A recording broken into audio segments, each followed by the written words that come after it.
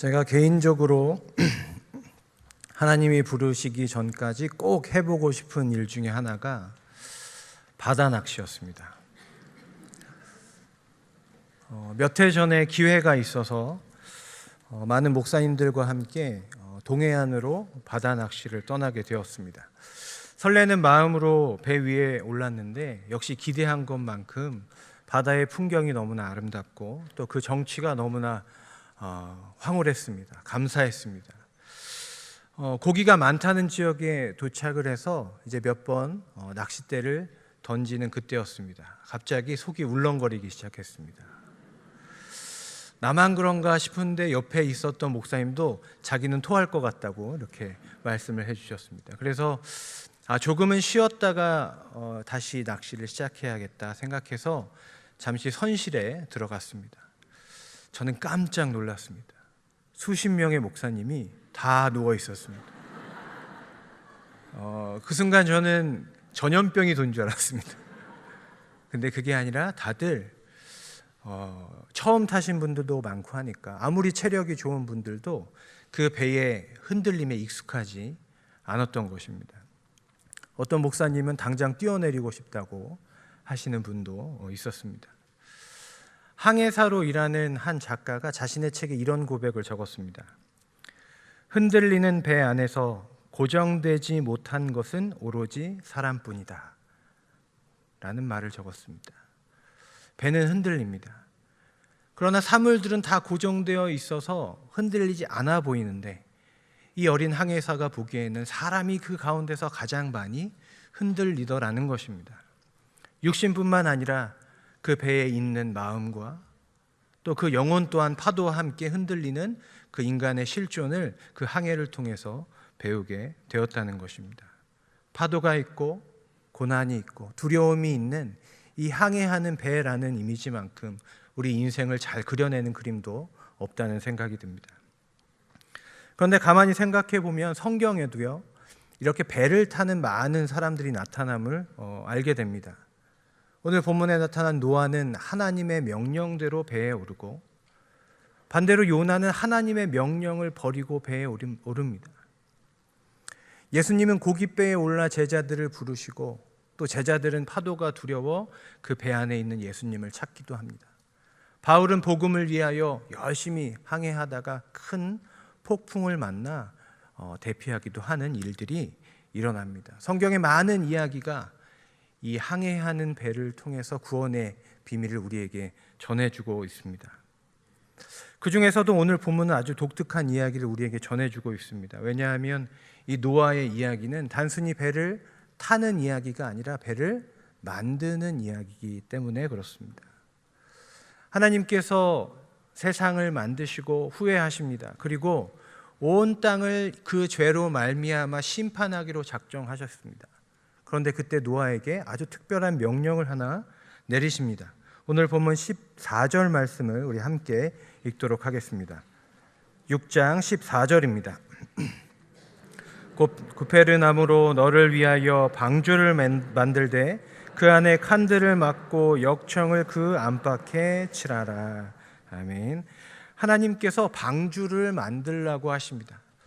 그런데 여기서 우리가 본문을 살펴보기 전에 한번 방주의 목적을 한번 생각해 볼 필요가 있습니다. 하나님께서 설계하신 이 방주 일단 그 이름의 문자적인 뜻이 무엇일까요? 방, 네모방이라는 한자를 씁니다. 사방, 팔방 할 때 그 방자입니다. 주는 무슨 줄까요? 배주입니다. 문자 그대로 해석한다면 네모 모양의 배 이렇게 해석을 할 수 있습니다. 그런데 오늘 본문에 나타난 이 하나님의 설계도를 보면 배로서 가지고 있어야 할 당연한 것이 없다는 것을 깨닫게 됩니다.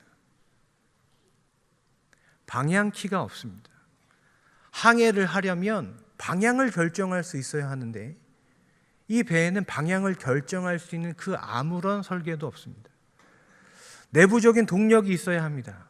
그래서 돛을 달든지 아니면 노를 설치해서 누군가가 방향을 향해 나아가야 하는데 노도, 돛도, 그리고 선원도, 선장도 없습니다.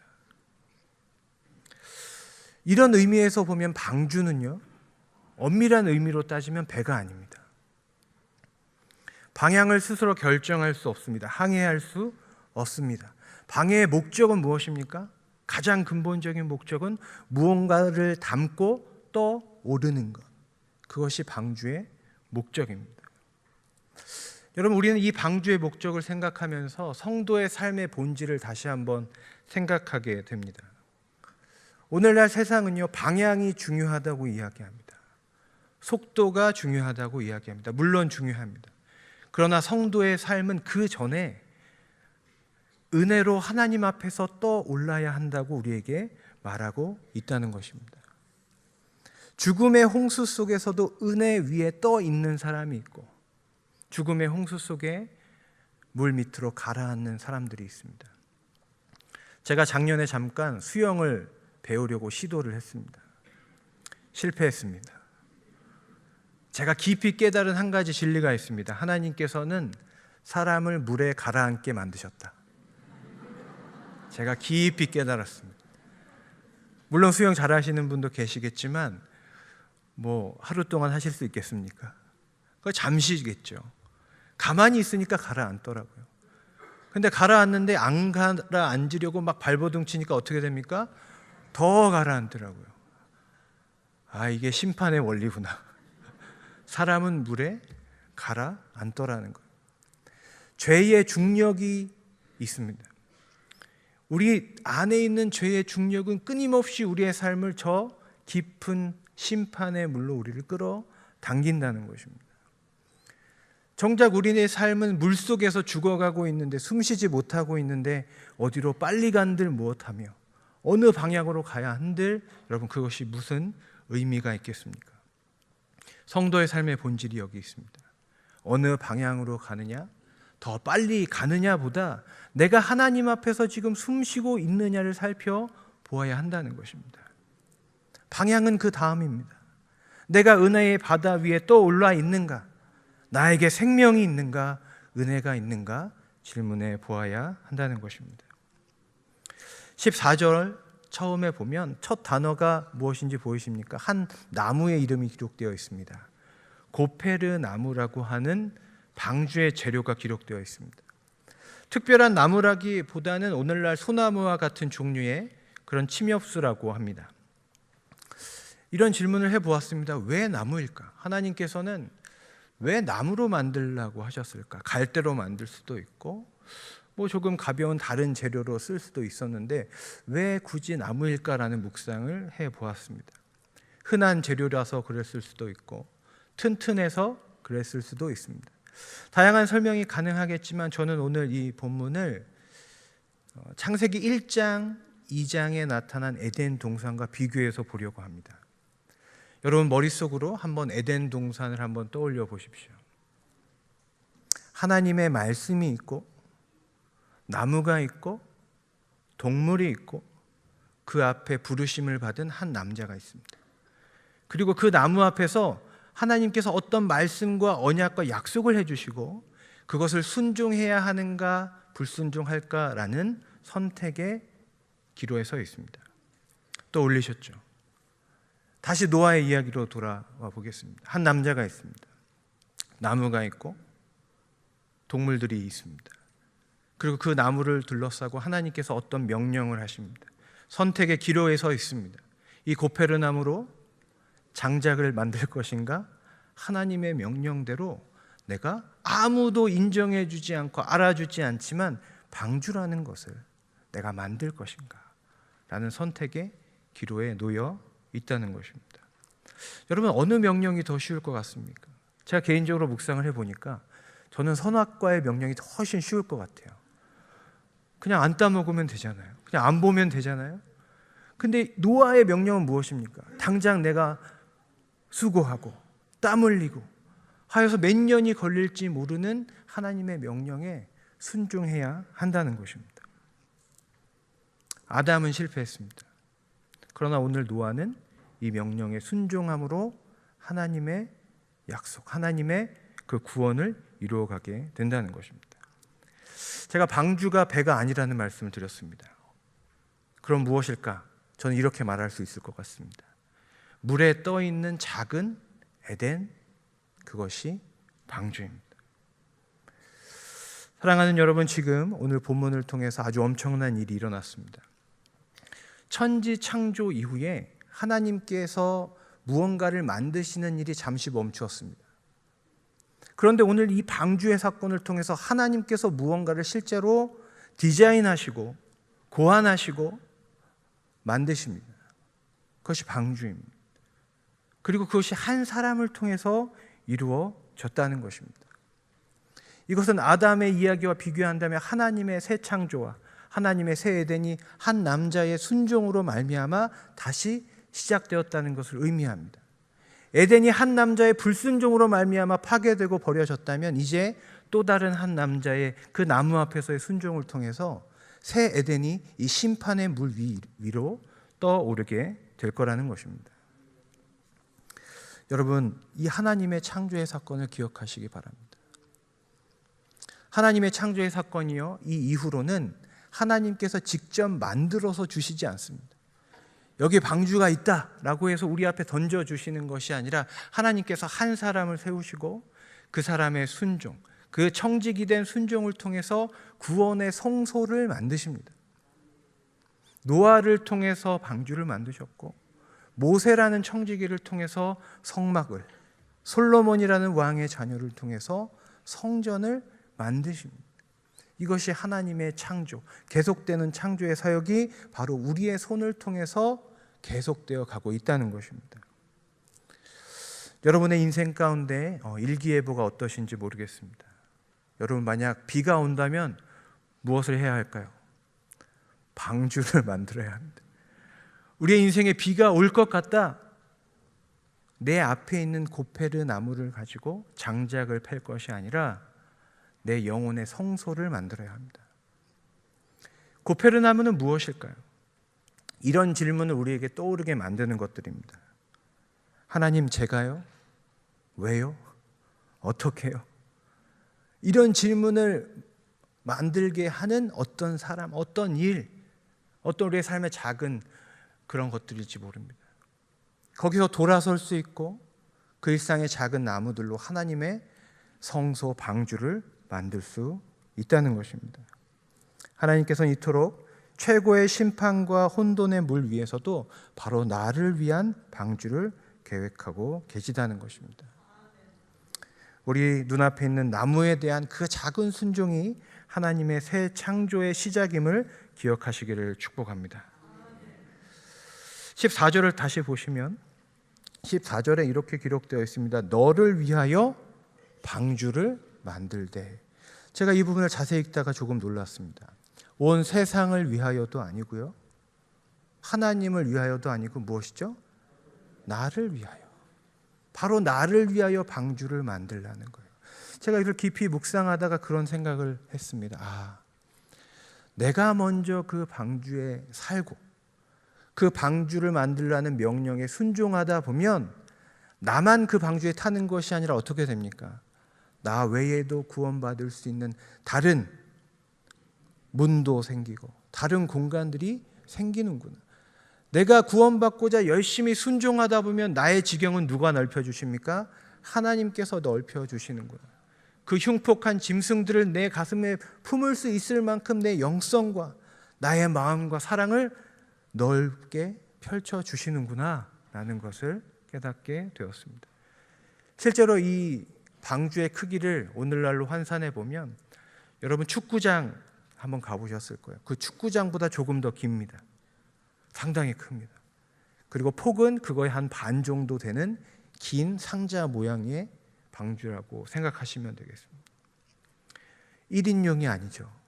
나를 위해서 방주를 만들지만 하나님의 명령에 따라 가다 보니 온 인류와 동물들을 함께 실을 수 있는 커다란 방주가 되었다는 것입니다. 오늘 말씀 15절 말씀을 한번 같이 읽겠습니다. 15절입니다. 15절 시작.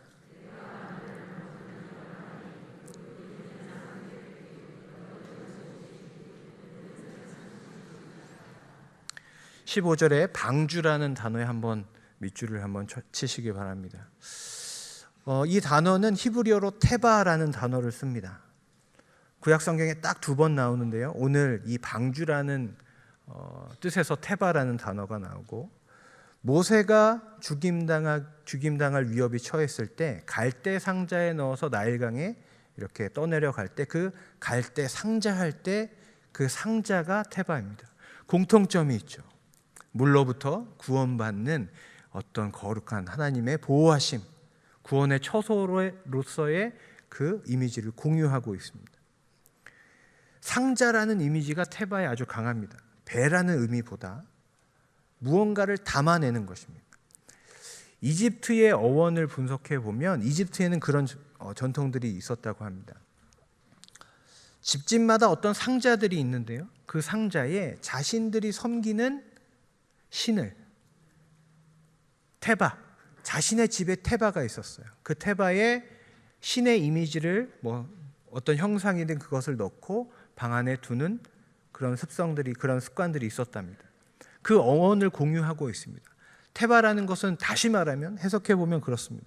내가 섬기는 것을 담는 곳, 내가 섬기는 신이 거주하는 성소, 그것이 테바입니다.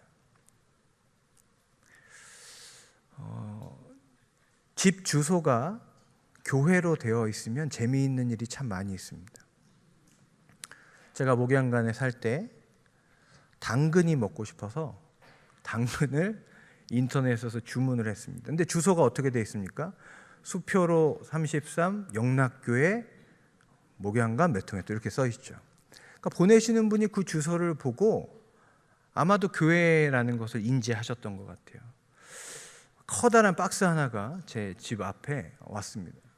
저는 당연히 당근이겠거니 하고 열었는데 커다란 종이에 이렇게 써 있었습니다. 할렐루야. 아니, 당근하고 할렐루야가 무슨 상관이 있을까 고민을 했는데, 그 뒷면에 보니까 이렇게 조심스럽게 또 이렇게 정성스럽게 쓴 글씨가 써 있었습니다.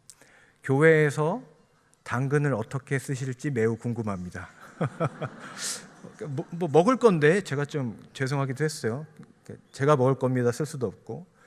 그런 다음에 이렇게 쓰셨더라고요. 간증을 쓰셨어요. 제가 참 힘들고 어려운 시절을 보내고 은혜로 이렇게 농사를 지면서 행복하게 살고 있습니다. 생각나실 때 기도해 주시면 감사하겠습니다. 할렐루야. 추신, 주문하신 것보다 훨씬 많이 넣었습니다. 잘 보니까 제가 주문한 건 요만큼인데 엄청 많이 주신 것 같아요. 그래서 한 번 시키기가 아쉬워서 다음에 시켰더니 또 할렐루야. 저희 가족은 그 당근을 할렐루야 당근이라고 부르고 있습니다.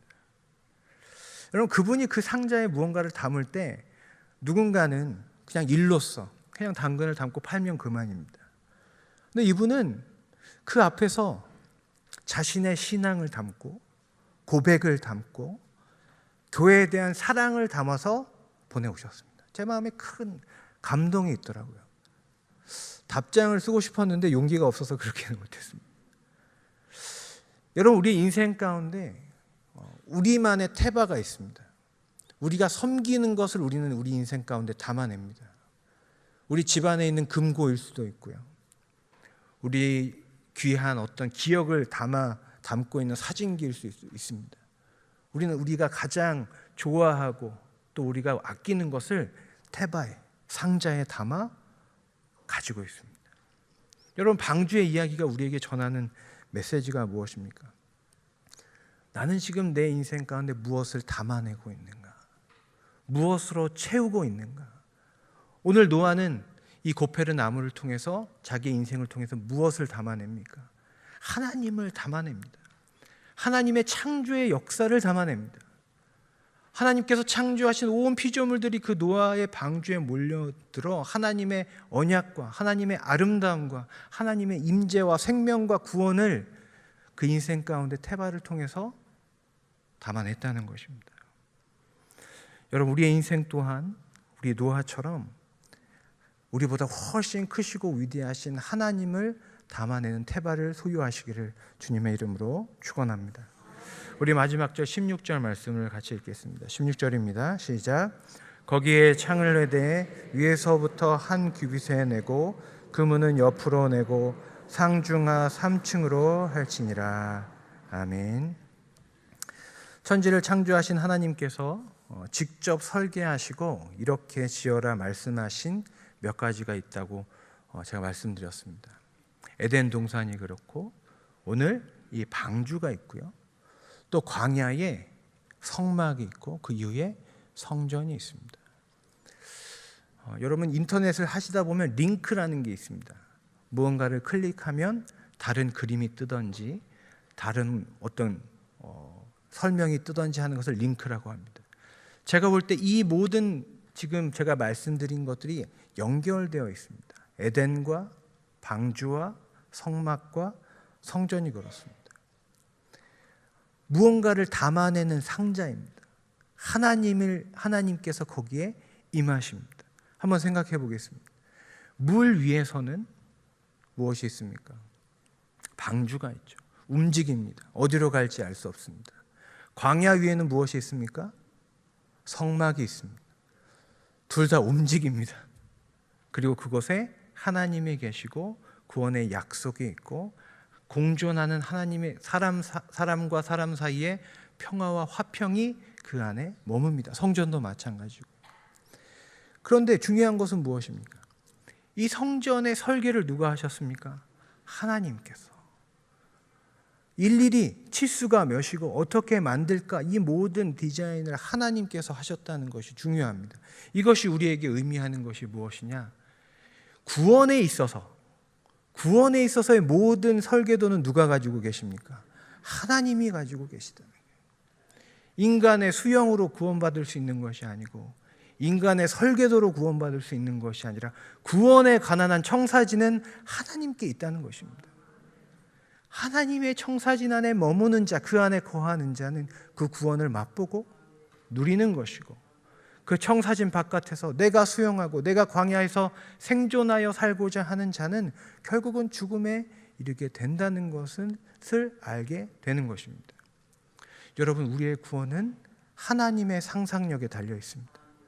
우리가 아무리 우리의 삶의 구원에 관하여 상상하고 노력하고 해도 안 될 지점에 우리는 언젠가 다다르게 될 것입니다. 여러분, 그때 이 방주를 기억하여 주십시오. 하나님께서 설계하신 것을 순종하여 한 걸음 한 걸음 만들어가면 우리가 그 방주를 얻게 되고 그 방주를 누리게 될 것입니다. 16절에 보면 이 방주의 구조를 재미있게 이야기했습니다. 거기에 창을 내되 위에서부터 한 규빗에 내고 이렇게 되어 있는데요. 다른 번역들을 참고하면 이 창이라는 단어를 지붕으로 많이 번역을 해서 실제로 노아라는 이미지를 여러분 인터넷에 검색해 보면 거의 다 지붕이 있습니다. 지붕이 있는 모양으로 되어 있고요. 그 옆에 가서요. 문이 있습니까? 없습니까? 문이 있습니다. 옆에. 문이 그 옆쪽에 들어갈 수 있도록 내고. 중요한 게 이 부분입니다. 몇 층입니까? 3, 상, 중, 하, 3층 집입니다. 그냥 이렇게 원룸이 아니에요. 뚫려 있는 거 아닙니다. 백화점처럼 이렇게 뻥 뚫려 있는 게 아니라 몇 층이요? 3층, 1층, 2층, 3층으로 되어 있습니다. 여러분, 성경의 세계관은 이렇게 3중의 구조로 되어 있습니다. 에덴을 생각해 보십시오. 에덴 바깥이 있고 에덴이 있고 하나님의 언약이 있는 생명나무와 선악과가 있는 그 가운데가 있습니다. 에덴의 가운데. 성막은 어떻습니까? 바깥 뜰이 있고 성소가 있고 지성소가 있습니다. 노아는 어떻습니까? 노아의 방주는 어떻습니까? 1층이 있고 2층이 있고 3층이 있습니다. 이것이 의미하는 게 무엇일까요? 방주에 탔다고 해서 다 같은 방주가 아니고 내가 성전에 머물러 있다고 해서 다 같은 성막이 아닙니다. 하나님께서 어떤 공간을 차별하지 않으시지만 구분하십니다. 구분하셔요. 그렇기 때문에 우리는 어떤 생각을 할 수 있느냐? 내가 만약 노아의 방주에 타고 있다면 더 깊은 곳으로 가야 됩니다. 배 위에 있으면 흔들리니까 더 깊은 곳에 말씀이 있고 하나님의 임재가 있는 곳으로 나아가야 합니다. 성전도 마찬가지입니다. 내가 뜰 안에 있다고 그냥 거기서 만족하는 것이 아니라 어디로 가야 합니까? 끊임없이 지성소를 향해서 나아가야 한다. 이것이 하나님의 메시지지 않습니까? 제가 성막을 생각할 때마다 하나님께 참 감사하고 세상에 이런 신이 있나라는 생각이 듭니다. 고대의 신들은 어떤 명령을 하냐면요, 내가 먹기 위해서, 나를 만족하기 위해서 재물을 가져오라고 얘기합니다. 나를 위해서, 신을 위해서. 그런데 우리 하나님 어떤 명령을 하시냐면 나를 위해서가 아니에요. 나에게 가까이 오기 위해서 너희를 위한 희생 제물을 드려라. 나에게 가까이 하기 위한 조건으로서의 제물을 명령하세요. 가까이 제발 나에게 올 수 있는 방법이 있다. 너의 죄를 사할 제물을 제물을 드리고 거룩한 모습으로 나오라는 거예요. 여러분, 하나님의 간절한 열망이 여기 담겨 있습니다. 더 깊은 곳으로, 더 거룩한 곳으로 나아오라는 하나님의 초청이 여기에 있다는 것입니다. 여러분, 오늘 말씀을 요약하겠습니다. 한번 말씀으로 요약해 보겠습니다. 여러분 6장 14절에 가시면, 펜이 있으시면 방주를이라는 단어가 있습니다. 방주를. 시간이 좀 있으니 한번 읽어보겠습니다. 6장 14절 한번 같이 읽겠습니다. 시작. 너는 고페르 나무로 너를 위하여 방주를 만들되 그 안에 칸들을 막고 역청을 그 앞에 칠하라. 자, 방주를, 이걸 기억하십시오. 18절로 가겠습니다. 18절 한번 같이 읽겠습니다. 시작. 그러나 너와는 내가 내 언약을 세우리니 너는 내 아들들과 내 아내 내 며느리들과 함께 그 방주로 들어가고. 어디에 밑줄을 치실까요? 방주로. 23절로 가보겠습니다. 23절 시작. 지면의 모든 생물을 7장 23절입니다. 죄송합니다. 7장 23절 함께 읽겠습니다. 시작. 지면의 모든 생물을 쓸어버리시니 곧 사람과 가축과 기는 것과 공중의 새까지라. 이들은 땅에서 쓸어버림을 당하였을 때 오직 노아와 그와 함께 방주에 있던 자들만 남았더라. 아멘. 어딜까요? 방주에.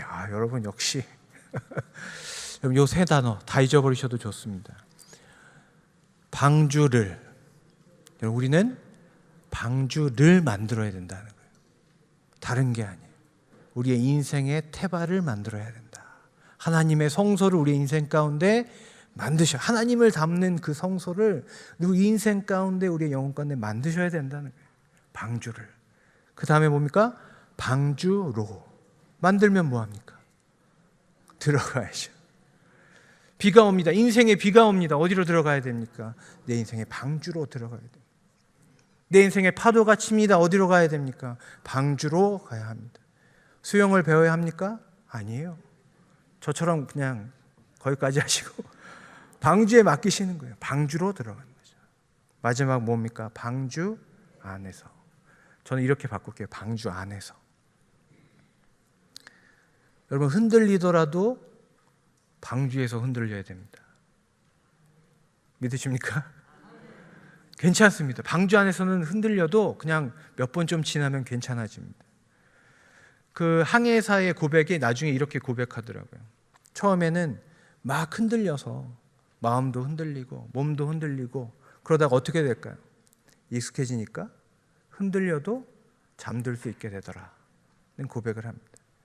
여러분, 방주 위에 있으시다면 여러분 흔들려도 괜찮습니다. 익숙해지시고 흔들리지만 결코 침몰하지 않을 구원의 방주를 타 있기에 우리는 그 안에서 더 깊은 곳으로 내려가시면 됩니다. 예수님 잠들어 계신 그곳, 우리에게 말씀하신 그곳, 우리에게 하신 말씀이 언약궤가 살아있는 그 깊은 곳으로 더 지성소로 나아가면 여러분 세상 풍파, 여러분 광야, 그 홍수가 두렵지 않을 것이라 믿습니다. 이 믿음으로 승리하는 영랑의 모든 백성 되시기를 축복합니다. 기도하겠습니다. 사랑과 은혜의 하나님, 우리로 하여금 주의 창조의 역사와 구원을 이루어 주시옵소서. 내 영혼의 방주와 온 세상을 위한 성소를 오늘도 나의 일상 가운데 만들어가는 하나님의 백성 되게 하여 주시옵소서. 예수님의 이름으로 기도드립니다. 아멘.